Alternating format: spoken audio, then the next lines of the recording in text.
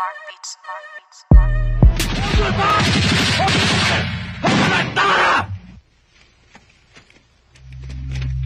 Si Cruz! Nadali sa sapa. Jeff! Buddy! Buddy! Buddy! Jeff! May karangalan ng pagkamatay ng kaibigan mo. Baka bukas, ikaw naman. O kaya, ako.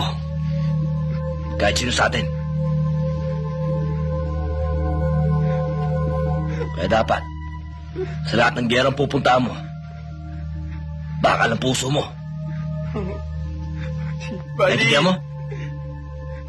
Naintindihan mo? Oo! Naintindihan mo? Oo! Buddy, hindi ito personal na labanan ng mga Kristiyano at mga Muslim. Ito'y labanan ng mga prinsipyo. At kayong mga sundalo, hanggat nagpapagamit kayo sa nakatata sa inyo, sa mga taong may katungkulan sa politika, marami pang walang malay at walang kinalaman ng malalagas. Tinyente, kaya kami bumaba at nakilahok sa usapang pangkapayapang ito ay upang maparating namin sa gobyerno kung anong dahilan kung bakit kami nakikipagdigmaan sa inyo. Makakaasa ka, Commander. Tandaan mo, manos na tayo.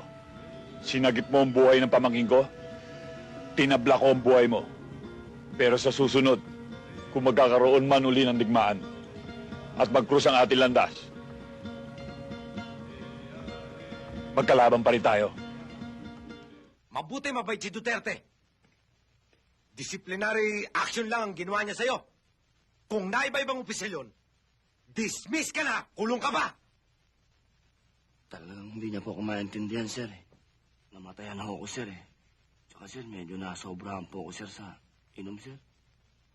God damn it! Trabaho ba ng sundalo ang uminom? Report straight to the stockage! Yes, sir.